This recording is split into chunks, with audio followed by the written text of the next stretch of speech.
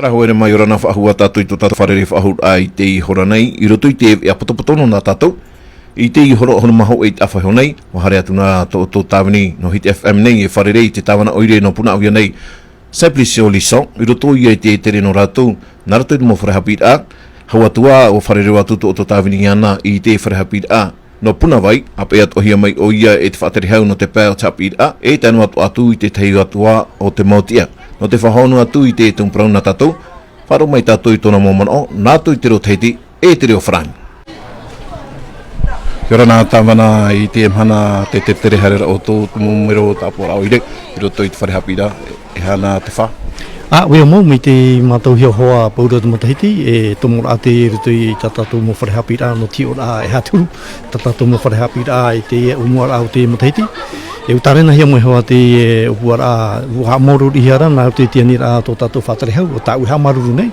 O te apiti tō mei te whanahora tātou i te mahana, e tēnu atu i tō tātou matahiuhi o vice-rector, o tātou mei oi i te pipui nei, me e maruru hia, apiti hia mei e tō tātou mō matahiuhi o, e te mō mero apora oire, e tēnu atu mō whiaro e hipot oire nei. Mi te rea hoa tātou i mea paura no teiti, har tātou hi oi tō tātou mō wharehapira, tiuru tātou mō tomari, ruto i tātou mō piha, mi mai tei ane. Te me o ohia nei, me te pipui mai, te i tērā tātou e, nau mai tei te parau no tātou hapira, e te rea te mea hina arohia i manuia tātou mō tomari. Te mea ratawana te weit ora te tei whaanhor ai, rewa hia rei wharehapina, no te i mo tomari hopoi atu i te whenua New Terani. O ia mau hauru atu i te wharehapira tātou i puna wai nei, te wera te i opuara, te i orometua hauata Judith, te tāna piha. O te retu i te hepete mua nei, te retu i te whenua New Terani, ri aupa i e te mau au tau i rā, e te tei wharehapira i o. Te mea o ohia nei te ure pāturu rā, no te mea whanahora mai te ia, te roto i parau no te hiroa, e tiuru o te maahoi. Hare wharere te mo tō tātou mo ta e maori o, e te whanahora te parau no tupaia.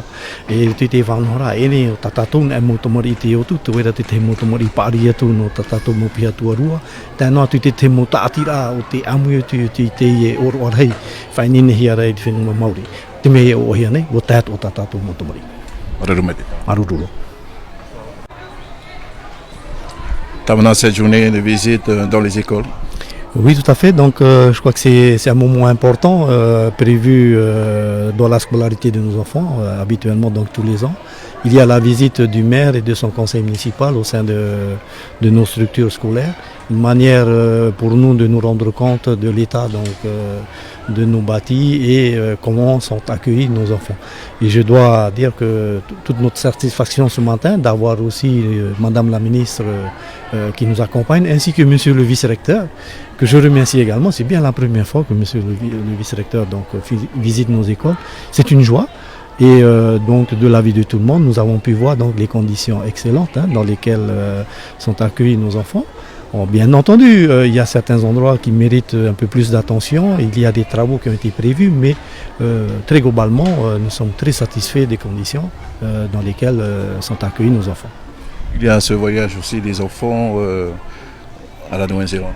Oui, tout à fait. Et le conseil municipal est heureux de soutenir ce projet culturel, d'échange culturel avec nos frères Maori. Nos enfants, donc une classe en tout cas dirigée par Madame Hawata Judith, pour la citer, donc va faire le déplacement et va bénéficier bien sûr d'un accompagnement à la fois du pays mais aussi de la commune, des parents d'élèves, pour soutenir ce projet d'échange culturel avec des classes de Nouvelle-Zélande, donc Maori, dans le cadre d'une immersion culturelle. Et je crois que c'est vraiment formidable pour nos enfants de pouvoir vivre cette expérience. Et donc, on les soutient dans le cadre de ce projet. Merci. Merci. Traia hoere mā tātou mō e a potopoto no te horanei, ia mai te iro tātou te tātuara o te iemhana.